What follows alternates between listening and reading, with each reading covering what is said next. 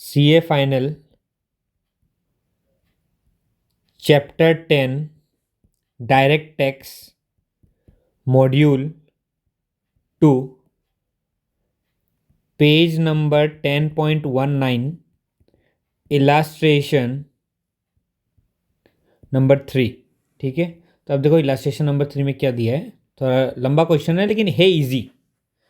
एक इंस्टीट्यूशन है having its main objective क्या, advancement of general public utility. याद रखना हम लोग का जो 5-6 चीज़ है ना, उसमें से आपका advancement of general public utility है, उसमें 20% वाला कंसेप्ट लगता है, इक्वल टू और ग्रेटर देन 20%।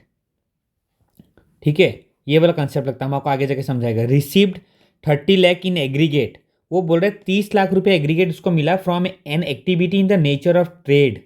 देखो वो advancement of general public utility, वो एक चैरिटेबल ऑर्गेनाइजेशन है, तो वो नेचर ऑफ ट्रेड में मिला है उसको।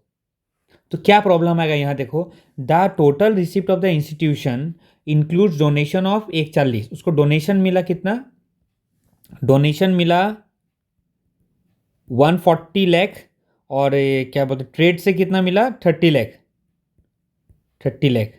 ठीक है, अब देखो अब केस क्या होगा, it's 85% of the total receipt from such activity during the same year for its main objective advancement of ये।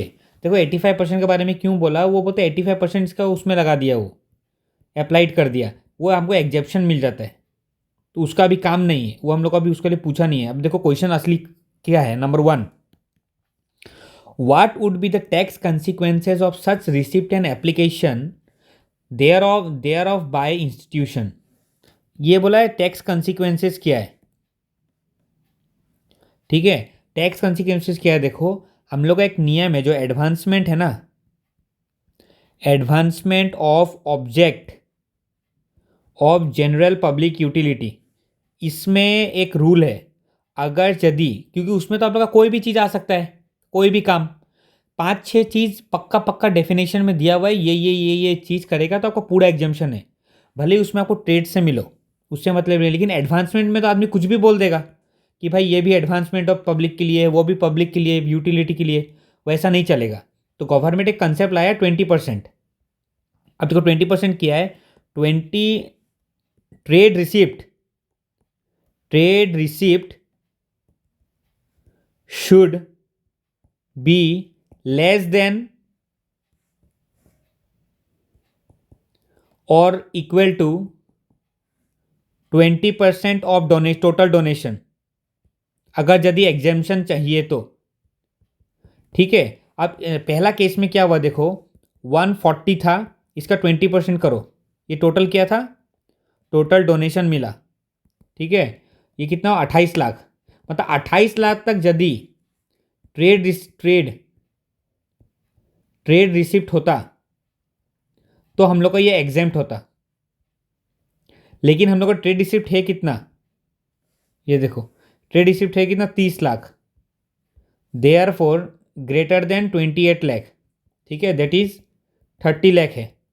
देयर फॉर ये क्या बोला, इरेस्पेक्टिव होता, हम लोग क्या बोलते हैं इसको, ये क्या बोलते हैं एग्जेम्पशन नहीं ले सकते, therefore exemption can not be claimed irrespective of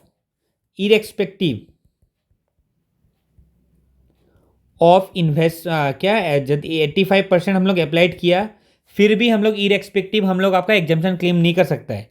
और एक बात है, इसका मतलब ये नहीं कि उसका जो चैरिटेबल ऑर्गेनाइजेशन का जो उसका रजिस्ट्रेशन है वो कैंसिल भी नहीं होगा, विड्रॉ भी नहीं होगा।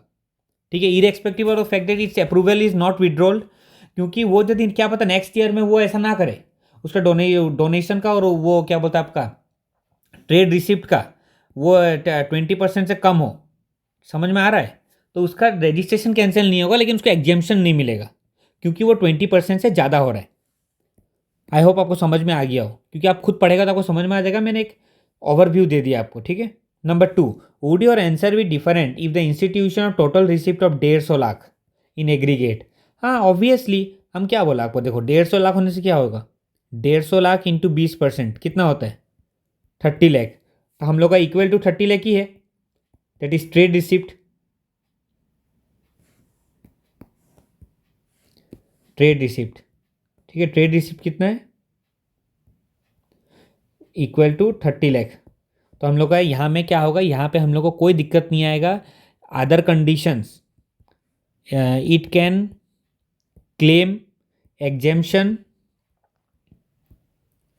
सब्जेक्ट टू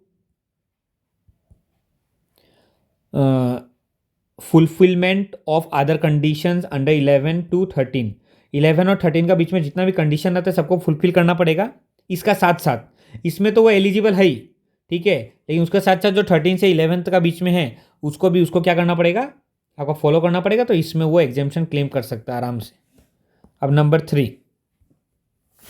3 कुछ अलग है। और वुड योर आंसर इफ, क्या would your answer if the main object, और what use your answer if the main objective relief for poor. देखो रिलीफ फॉर, वो बोला 140 था, 85 था, 30 लाख था। अगर यदि रिलीफ फॉर पुअर होता तो क्या होता, हम आपको क्या बताया, सिर्फ एडवांसमेंट वाला जो केस आएगा ना उसी में 20% वाला केस लगेगा।